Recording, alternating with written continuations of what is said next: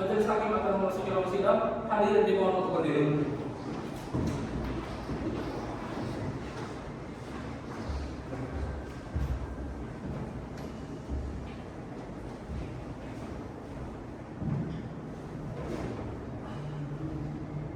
Hadirin dimohon untuk duduk kembali.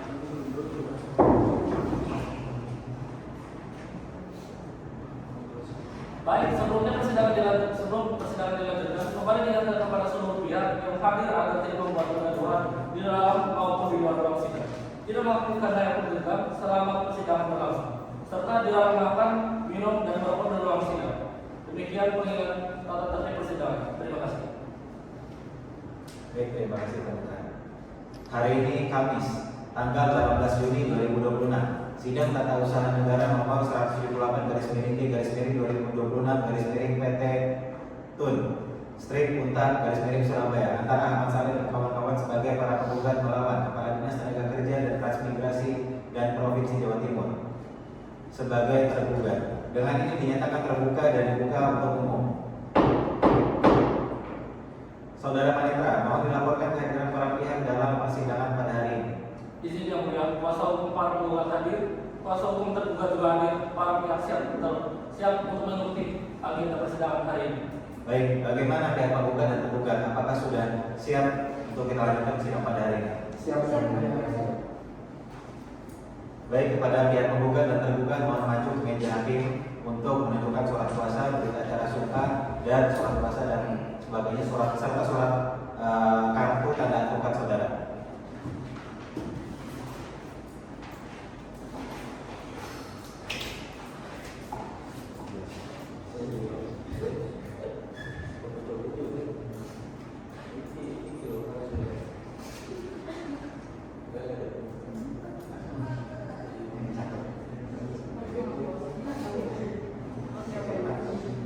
Ya, silakan.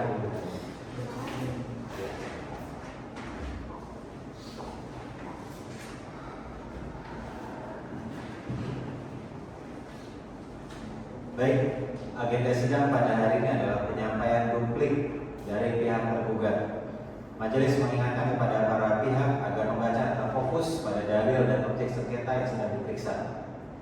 Saudara kuasa hukum tergugat, apakah sudah saudara siapkan berkas duplik atas jawaban pada minggu lalu? Sudah. Baik, saudara kuasa hukum tergugat, apakah saudara ingin langsung memberikan duplik secara lisan atau tertulis? Baik yang mulia, saya akan menyerahkan duplik secara tertulis. Baik, silakan.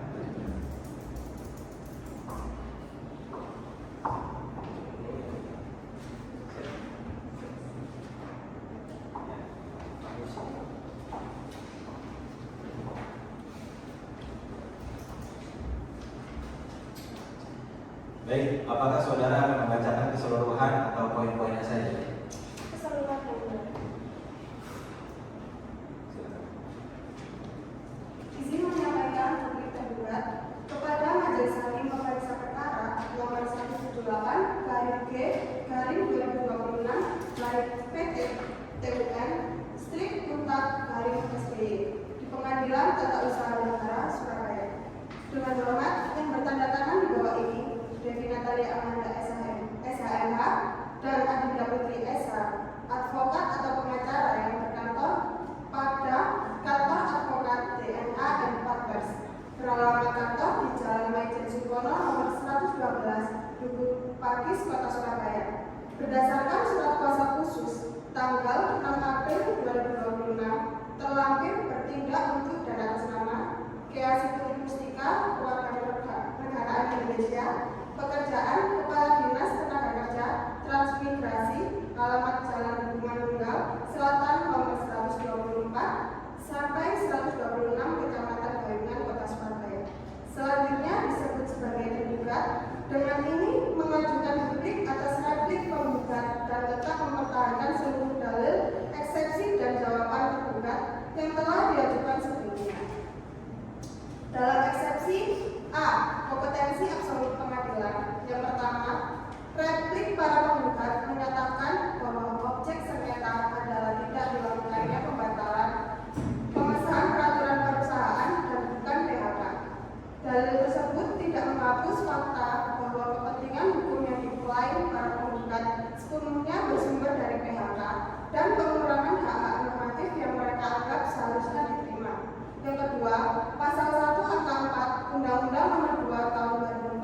mendefinisikan perselisihan pemutusan hubungan kerja sebagai perselisihan yang timbul karena tidak adanya kesesuaian pendapat mengenai pengakhiran hubungan kerja yang dilakukan oleh salah satu pihak. Uraian gugatan dan replik menunjukkan adanya ketidaksetujuan para penggugat terhadap alasan PHK berupa pelanggaran bersifat mendesak. Poin ketiga, Pasal 55 dan Pasal 56 Undang-Undang Nomor 2 Tahun 2004 menempatkan pengadilan hubungan industrial sebagai pengadilan khusus dalam lingkungan peradilan umum yang berwenang memeriksa perselisihan hak dan perselisihan PHK. Ketentuan tersebut merupakan teks spesialis bagi sengketa antara pekerja dan pengusaha. Poin keempat, para penggugat tidak dapat menghindari forum khusus tersebut dengan menjadikan keputusan administrasi sebagai pintu masuk untuk menguji substansi PHK. Apabila PT UN memeriksa apakah ketentuan pelanggaran mendesak dapat diterapkan kepada para penggugat dan apakah hak bersama mereka berkurang, PT UN pada hakikatnya akan memasuki kewenangan pengadilan hubungan industrial. Poin kelima, dengan demikian eksepsi kompetensi absolut tetap beralasan. Majelis hakim harus menilai substansi sengketa, bukan hanya label objek yang diberikan para penggugat.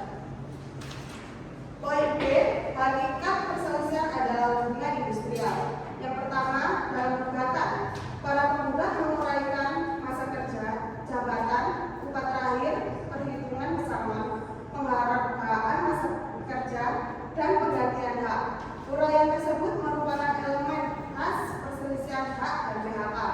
Data tersebut tidak diperlukan apabila perkara benar-benar hanya menguji sikap diam pejabat pemerintahan. Yang kedua, para penggugat juga mendalilkan bahwa peraturan perusahaan digunakan oleh PT Eriks dan Masitosa sebagai dasar melakukan PHK. Artinya, perbuatan yang secara langsung menimbulkan kerugian adalah keputusan perusahaan untuk mengakhiri hubungan kerja. Tergugat tidak pernah menerbitkan keputusan PHK, tidak menentukan hak pesangon, dan tidak memiliki hubungan kerja dengan para penggugat. Yang ketiga, pengujian terhadap alasan PHK, pelanggaran bersifat mendesak, hak atas pesangon, uang penghargaan masa kerja, uang penggantian hak, serta akibat mogok kerja adalah materi hukum ketenagakerjaan.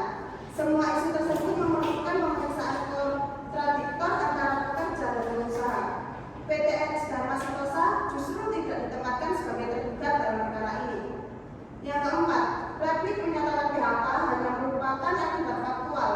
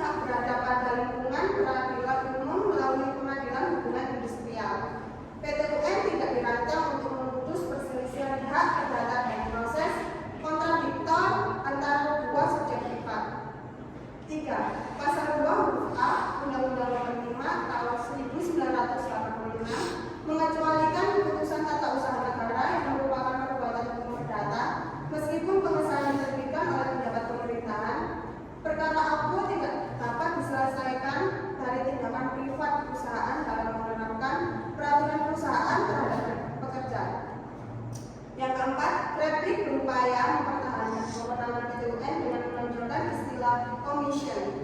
Akan tetapi istilah tersebut tidak dapat digunakan untuk merubah forum penyelesaian sengketa yang telah ditetapkan secara khusus.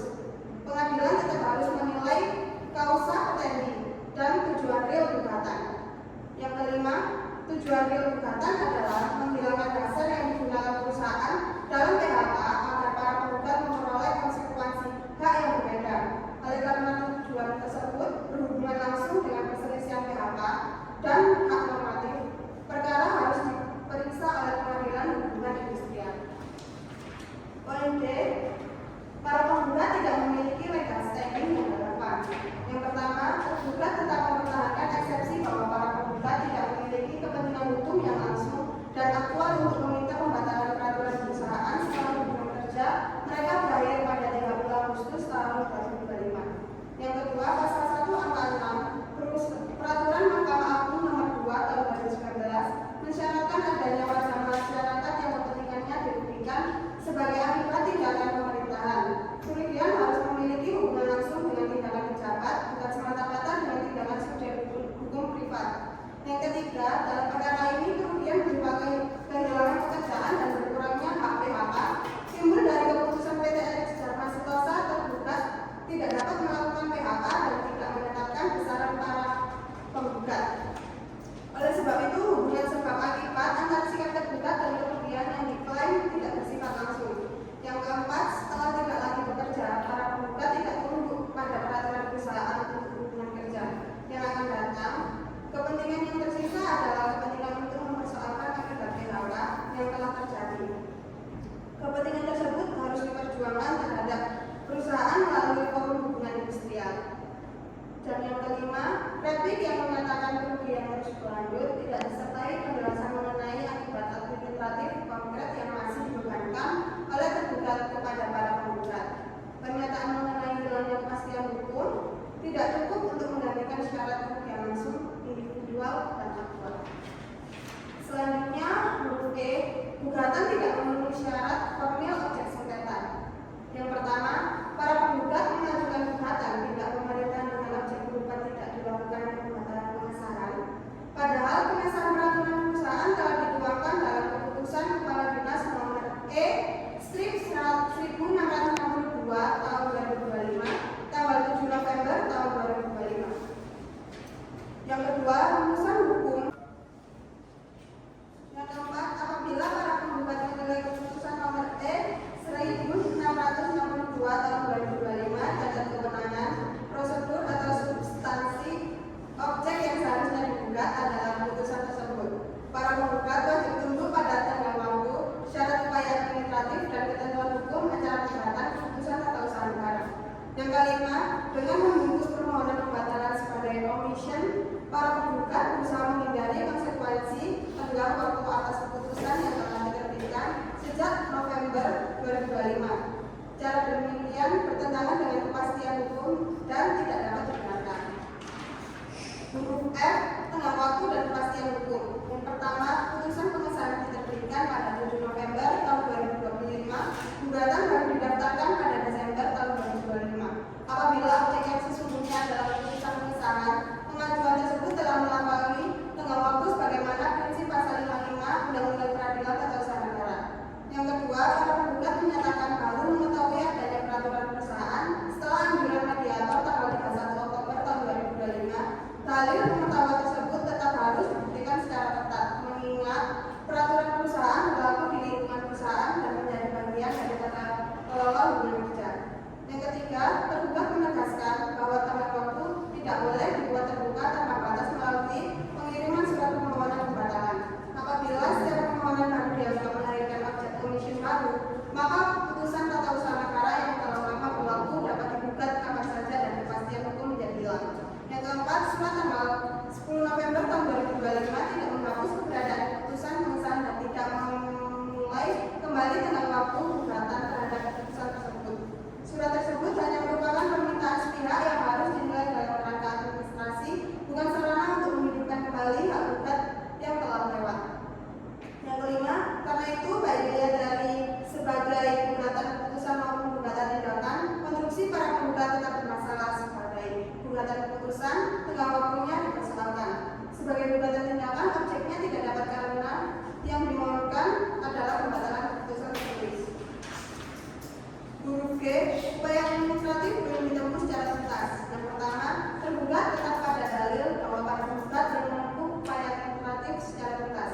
Surat permohonan pembatalan tanggal 10 November tahun 2025 bukan serta-merta merupakan keberatan administratif yang memenuhi seluruh unsur, prosedur, dan tanggapan sebagaimana diatur dalam Undang-Undang Administrasi Pemerintahan. Yang kedua, tergugat telah merespons surat tersebut dengan mengundang para penggugat untuk klarifikasi pada 8 Desember tahun 2025. Tindakan ini menunjukkan bahwa tergugat tidak bersikap diam. Proses klarifikasi merupakan bagian penting untuk memeriksa dokumen, mendengar para pihak, dan menilai dugaan ketidaksesuaian data. Yang ketiga, gugatan didaftarkan hanya beberapa hari setelah diundang klarifikasi. Para penggugat tidak memberikan kesempatan yang wajar bagi tergugat untuk menyelesaikan pemeriksaan administratif.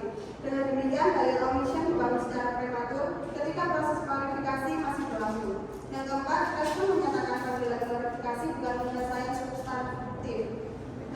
Namun proses administrasi tidak dapat dipaksa langsung menghasilkan pembatalan sesuai kehendak pemohon.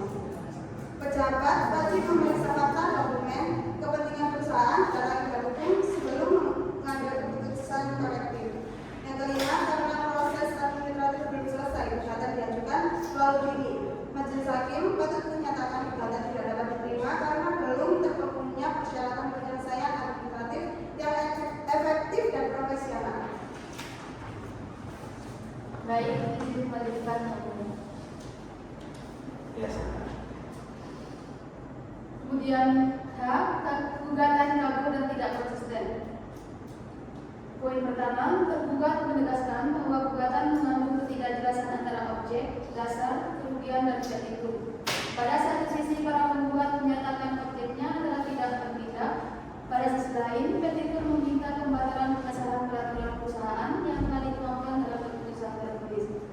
Poin kedua, uraian gugatan juga mencampurkan dugaan cacat prosedur pengesahan, ketidaklibatan serikat pekerja, PHK karena pelanggaran mendesak, perlindungan hak pesangon, serta akibat mogok kerja. Berbagai isu tersebut berasal dari hubungan hukum dan forum yang berbeda. Poin ketiga, petitum yang mewajibkan tergugat membatalkan pengesahan tidak menjelaskan bentuk tindakan administratif yang diminta, dasar kewenangan pembatalan dalam kondisi konkret, serta akibat terhadap pihak ketiga yang telah menggunakan peraturan perusahaan selama masa berlakunya. Poin keempat, replik tidak memperbaiki ketidakjelasan tersebut. Replik justru memperkuat argumentasi dengan menyebut asas-asas pemerintahan yang baik tanpa merinci standar konkret yang dilanggar. Dokumen mana yang palsu atau tidak benar, dan tindakan pemeriksaan apa yang seharusnya dilakukan oleh tergugat pada saat pengesahan. Poin kelima, ketidakjelasan objek dan petitum menyulitkan tergugat menyusun pembelaan secara tepat dan berpotensi menghasilkan amal yang tidak dapat dieksekusi. Oleh sebab itu, eksepsi obskur libel tetap relevan dan patut diterima.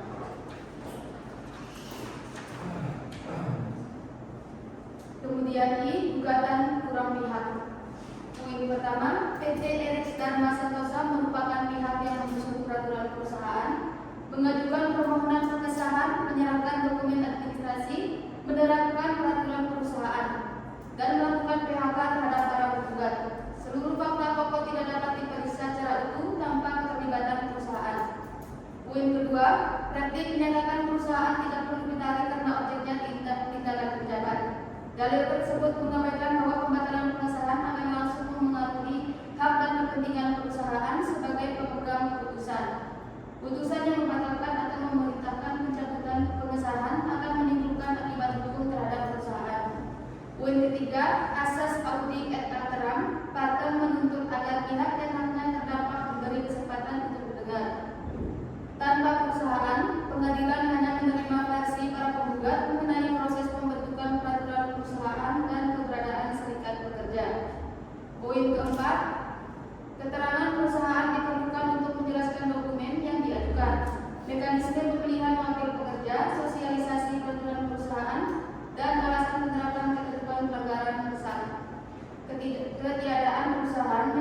menyebabkan pemeriksaan tidak lengkap dan berisiko merugikan pihak yang tidak hadir.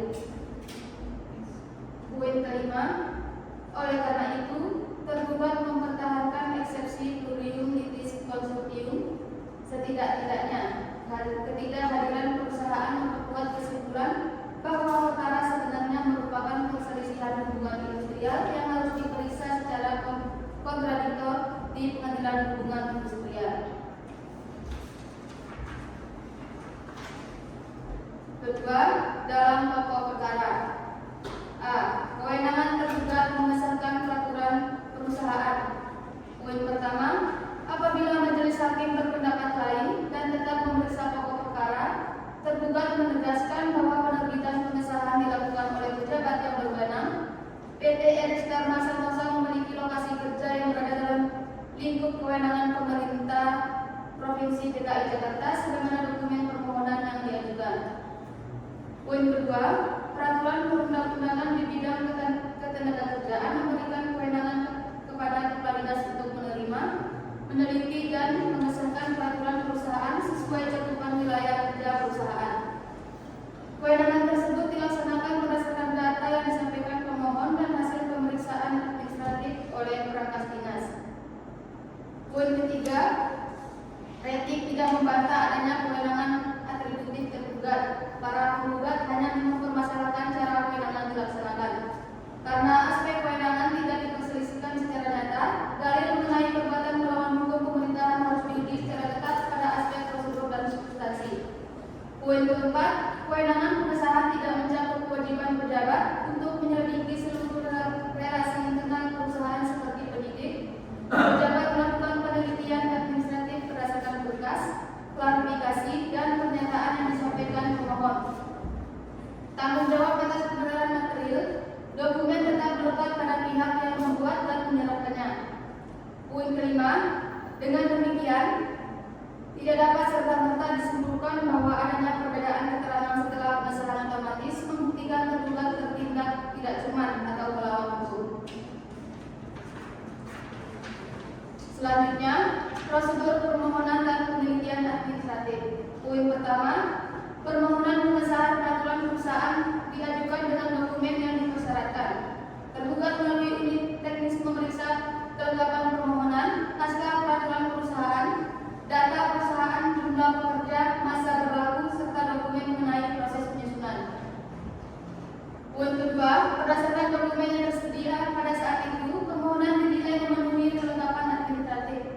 Tidak terdapat alasan objektif bagi tergugat untuk menolak pengesahan ketika pemohon telah menyampaikan dokumen formal dan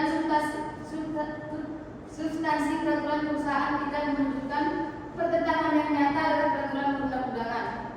Poin ketiga, Retik mendalilkannya adanya serikat pekerja yang tidak dilibatkan. Dalil tersebut harus dibuktikan dengan dokumen pencatatan serikat. Waktu efektif pencatatan, pemberitahuan kepada perusahaan, susunan pengurus, dan keterkaitannya dengan periode penyusunan peraturan perusahaan. Poin keempat, keberadaan organisasi pekerja tidak dapat hanya didasarkan pada pernyataan sepihak setelah terjadi PHK. Harus dibuktikan bahwa pada saat permohonan diajukan, perusahaan dan tergugat secara patut telah mengetahui keberadaan serikat tersebut serta serikat memiliki kedudukan representatif sesuai ketentuan. Poin kelima, tanpa bukti yang jelas mengenai pengetahuan dan dokumen yang tersedia saat pengesahan, tuduhan bahwa tergugat mengabaikan serikat pekerja tidak memiliki dasar yang cukup. Penilaian legalitas tindakan pejabat harus didasarkan pada keadaan dan informasi pada saat tindakan dilakukan. C. Penelitian materi peraturan perusahaan. Poin pertama, tergugat meneliti agar materi peraturan perusahaan tidak lebih rendah atau bertentangan dengan peraturan perundang-undangan.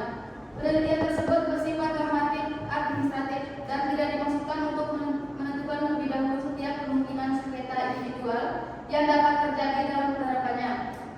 Poin kedua, ketentuan mengenai pelanggaran bersifat mendesak memiliki dasar dalam peraturan pemerintah nomor 35 tahun 2021.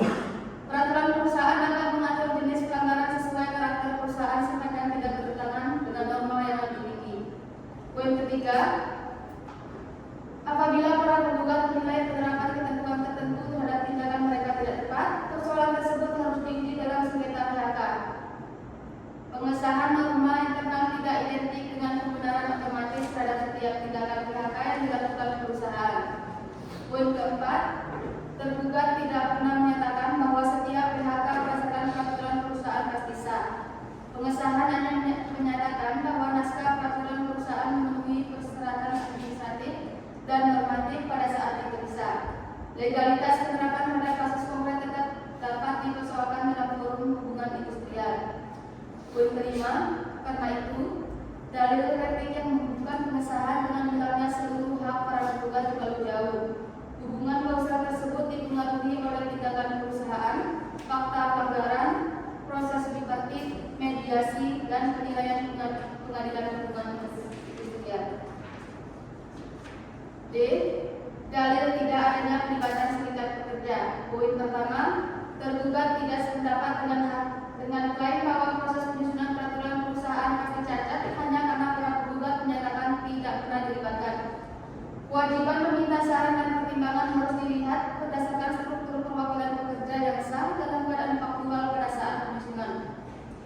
Poin kedua, dokumen yang diajukan perusahaan menunjukkan adanya proses pembahasan dengan wakil pekerja selama tidak dibuktikan bahwa dokumen tersebut palsu atau dibuat secara melawan hukum. Tergugat berhak mengandalkan dokumen resmi yang disampaikan pemohon. Poin ketiga, para penggugat wajib membuktikan bahwa serikat pekerja telah tercatat sebelum proses penyusunan, telah memberitahukan keberadaannya kepada perusahaan, dan memiliki pengurus yang sah. Mereka juga harus membuktikan bahwa tergugat mengetahui adanya pertentangan antara surat pernyataan perusahaan dengan data pencatatan serikat. Poin keempat, replik hanya menyimpulkan adanya pelanggaran tanpa menguraikan alur dokumen secara lengkap. Tidak dijelaskan kapan rencana peraturan perusahaan disusun, kapan wakil pekerja diminta pendapat, kapan serikat dicatatkan, dan kapan data pencatatan tersebut masuk dalam sistem dinas. Poin kelima, ketiadaan uraian kronologis yang presisi membuat dalil cacat prosedur belum terbukti.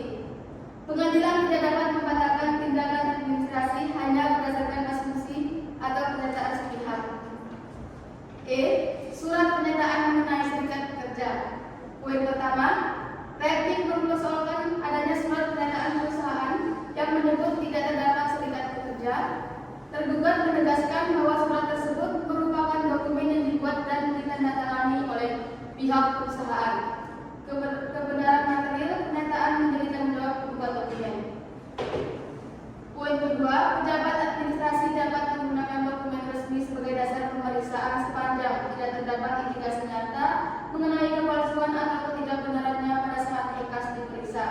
Hukum administrasi tidak membebankan kewajiban yang tidak proporsional untuk memverifikasi setiap pernyataan melalui penyelidikan lapangan tanpa alasan.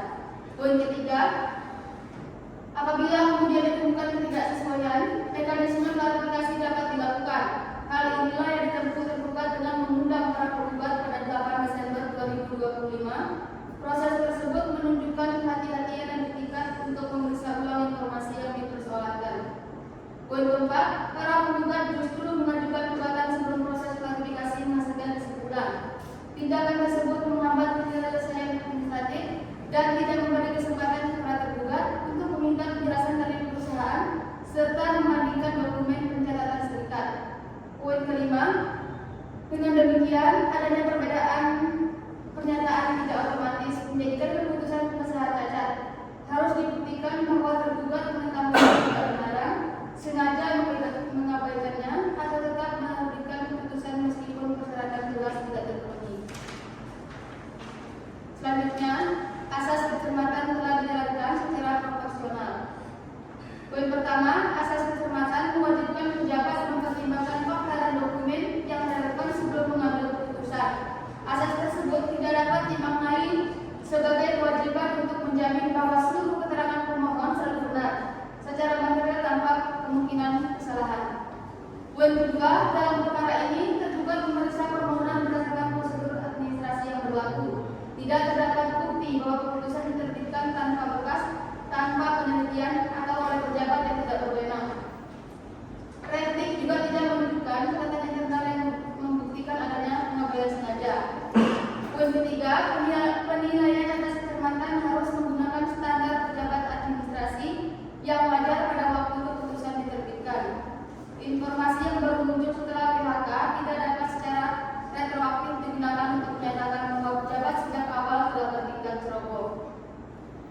keempat, tergugat telah menindaklanjuti keberatan dengan tindakan klarifikasi.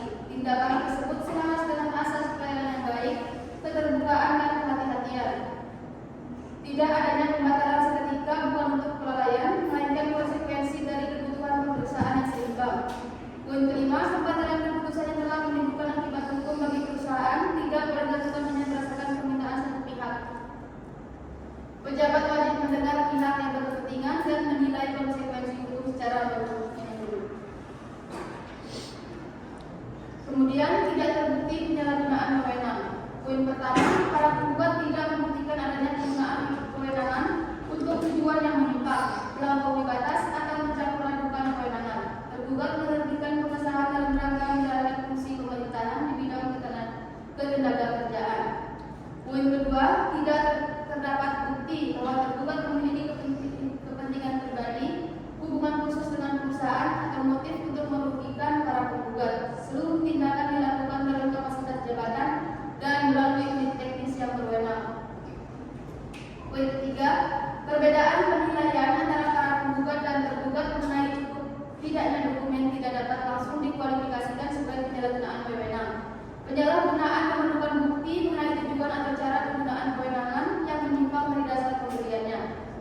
Poin keempat, praktik menggunakan istilah perbuatan melawan hukum pemerintahan secara luas, tetapi tidak mengidentifikasi bentuk kesalahan administratif yang konkret. Tidak dijelaskan apakah tergugat melampaui kewenangan, mencampur adukan kewenangan, bertindak sewenang-wenang atau melanggar larangan tertentu. Poin kelima, karena unsur kesalahan dan hubungan kausal tidak terbukti, permohonan agar tergugat diwajibkan membatalkan pengesahan tidak memiliki dasar hukum yang memadai. Kemudian tidak ada kewajiban membatalkan secara otomatis. Poin pertama, asas contrarius actus tidak menciptakan kewajiban otomatis bagi pejabat untuk membatalkan setiap keputusan setelah menerima permohonan. Asas tersebut memberi dasar kewenangan korektif, tetapi penggunaannya tetap tunduk pada prosedur pembuktian dengan kepentingan pihak ketiga dan asas kepastian hukum. Kedua, permohonan para penggugat harus terlebih dahulu diverifikasi. Tergugat perlu menilai keabsahan pencatatan serikat, dokumen perusahaan, proses pembahasan, masa berlaku peraturan perusahaan, dan akibat pembatalan terhadap hubungan kerja yang telah berlangsung. Ketiga, pembatalan tanpa pemeriksaan justru dapat melanggar asas keselamatan dan kepastian hukum. Tergugat tidak dapat dengan menerima klaim para penggugat tanpa memberi kesempatan kepada perusahaan untuk menjelaskan dokumen yang diajukan. 4. Replik menafsirkan tidak dilakukannya pembatalan sebagai tindak melawan hukum. Penafsiran tersebut membalik prinsip administrasi. Sikap berhati-hati dalam proses klarifikasi bukanlah pelanggaran, tetapi bagian dari tata kelola keputusan yang bertanggung jawab. 5. Oleh sebab itu, petitum yang meminta pengadilan langsung mewajibkan pembatalan tidak proporsional. Pengadilan tidak seharusnya menantikan penilaian administratif pejabat sebelum proses pemeriksaan selesai dan sebelum hak pihak yang terdampak terdengar. Selanjutnya, hubungan kausal kerugian tidak terbukti. Pertama, kerugian para penggugat berupa PHK dan berkurangnya hak normatif tidak ada secara langsung dari keputusan pengesahan. Keputusan tersebut hanya mengesahkan dokumen internal perusahaan. Tindakan yang langsung mengirim bekerja adalah keputusan PT Eriks dan Masa Sentosa. Kedua, antara pengesahan dan PHK terdapat sejumlah peristiwa hukum yang berdiri sendiri, antara lain dugaan pelanggaran, pemberitahuan perusahaan, proses perselisihan, mediasi, dan keputusan pengusaha. Setiap peristiwa memiliki fakta dan dasar hukum yang harus dibuktikan. Ketiga, apabila pengadilan hubungan industrial menyatakan pihak yang biasa atau alasan pelanggaran mendesak tidak terbukti, hak para penggugat dapat dipulihkan tanpa harus membatalkan seluruh peraturan perusahaan. Hal ini menunjukkan bahwa kerugian dapat diselesaikan melalui forum yang tepat terhadap pelaku langsung. 4. Sebaliknya, pembatalan pengesahan tidak otomatis menetapkan bahwa PHK batal. Pekerja harus dipekerjakan kembali atau pesangon harus dibayar dalam jumlah tertentu. Akibat tersebut telah membutuhkan keputusan dalam sengketa hubungan industrial. 5. Dengan demikian, gugatan akuo tidak efektif dan tidak memiliki hubungan kausal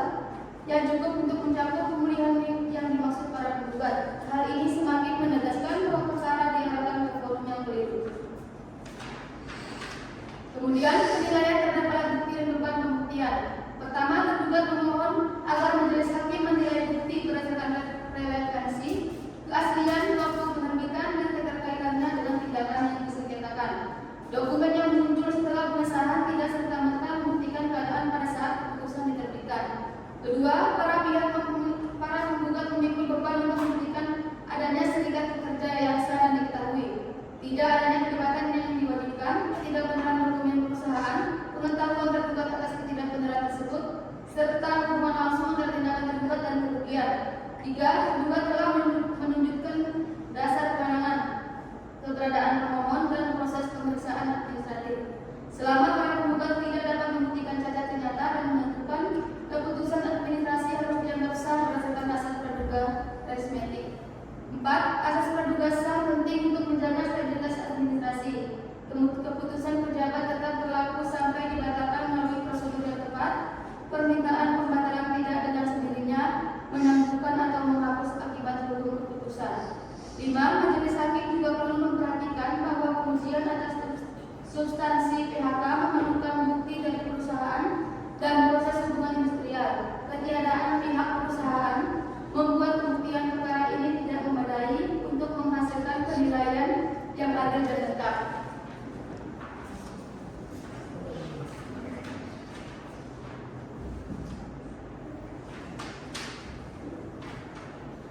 Tiga, kesimpulan hukum tergugat. Pertama, replik para penggugat tidak menggugurkan eksepsi kompetensi absolut. Hakikat sengketa tetap merupakan perselisihan hubungan industrial tentang kepentingan, kerugian dan tujuan pemilihan para penggugat berkaitan langsung dengan PHK oleh PT Eris Dharma Sentosa. 2. Gugatan tidak dapat dikualifikasikan sebagai sengketa tindakan pemerintahan. Pengesahan telah dituangkan dalam keputusan Kepala Dinas nomor E/1662 tahun 2025. Pengabaian permohonan pembatalan keputusan tidak dapat dijadikan objek tindakan faktual untuk menghindari ketentuan gugatan terhadap keputusan tertulis. 3. Para penggugat tidak memiliki hubungan kerugian langsung dengan tindakan tergugat. Kerugian yang diklaim berasal dari tindakan perusahaan setelah hubungan kerja berakhir. Kepentingan para penggugat terhadap peraturan perusahaan berada dalam konteks penyelesaian akibat PHK.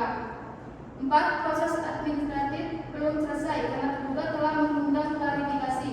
Gugatan diajukan secara prematur. Selain itu, gugatan tidak konsisten, kabur dan tidak melibatkan PT Eris Dharma Sentosa sebagai pihak yang haknya adalah bermaksud. 5. Dalam pokok perkara, pengesahan diterbitkan oleh pejabat berwenang setelah pemeriksaan administratif. Para penggugat belum membuktikan cacat prosedur, penyalahgunaan wewenang, pelanggaran AUPB maupun hubungan klausul langsung yang dapat menjadi dasar pembatalan. 6. Berdasarkan seluruh uraian tersebut, tergugat memohon majelis hakim menerima eksepsi dan menyatakan gugatan para penggugat tidak dapat diterima. Apabila majelis hakim memasuki pokok perkara, gugatan patut ditolak seluruhnya.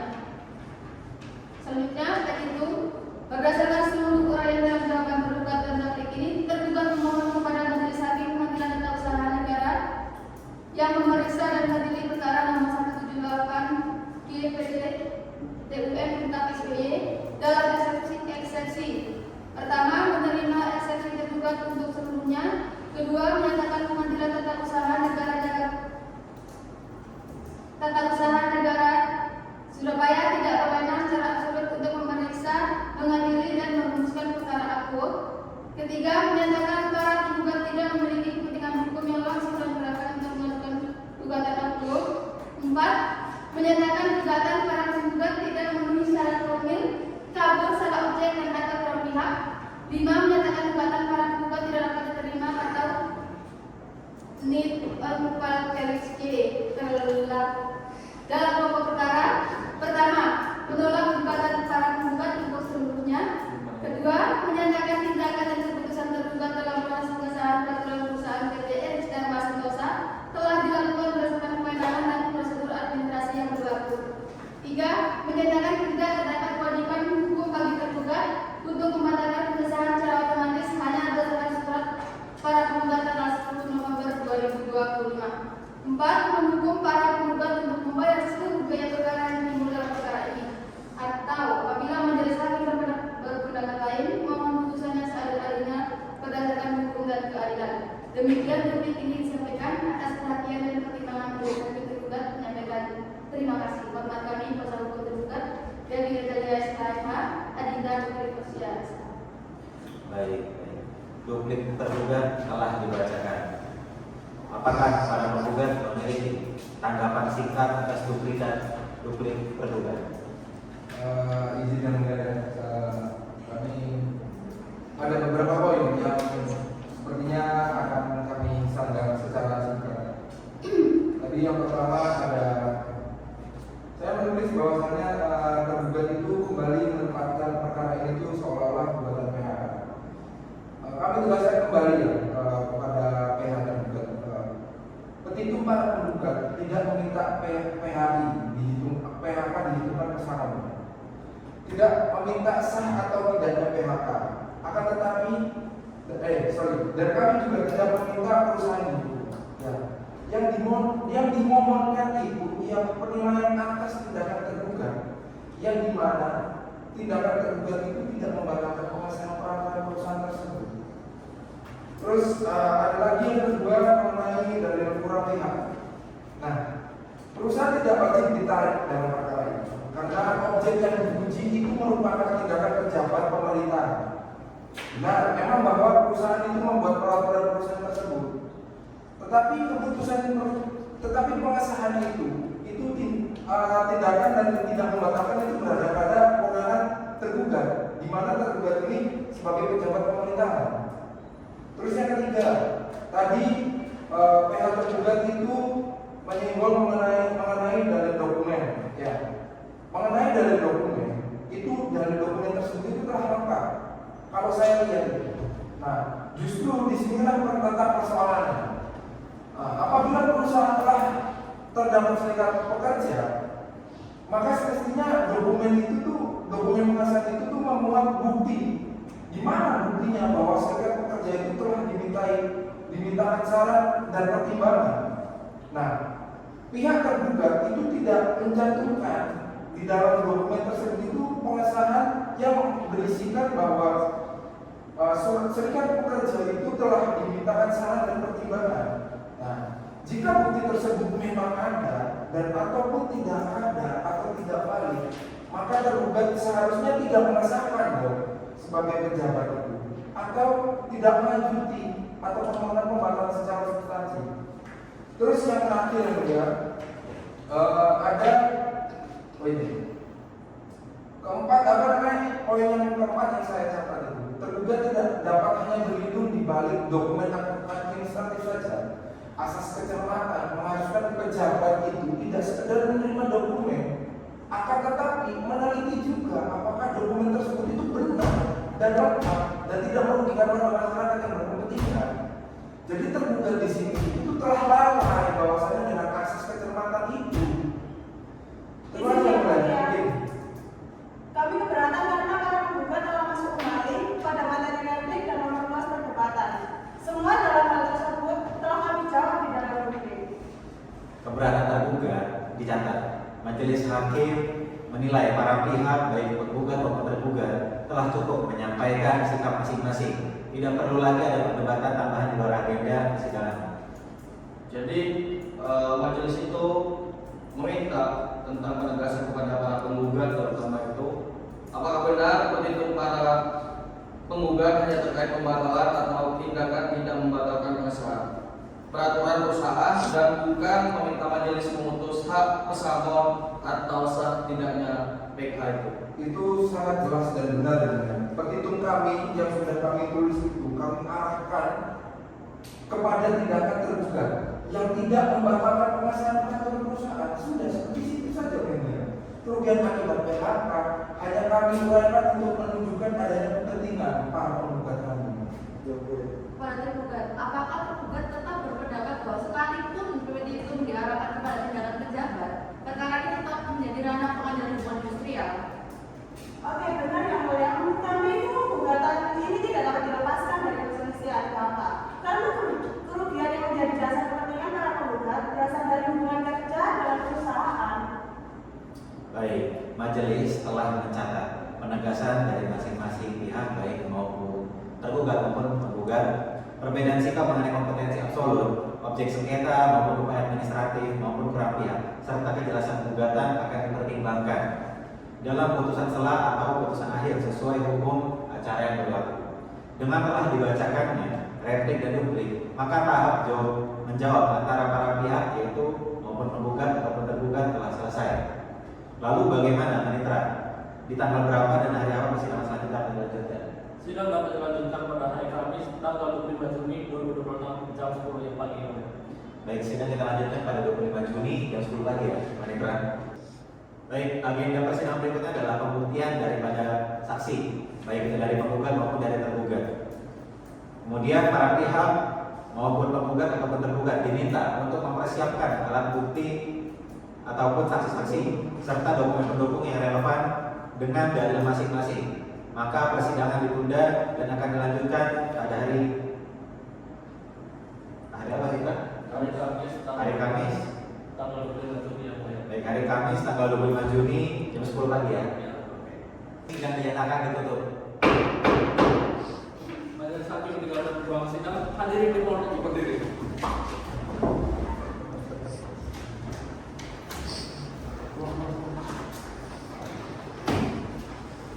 Nah, baik, boleh. Hadirin dimohon untuk duduk kembali.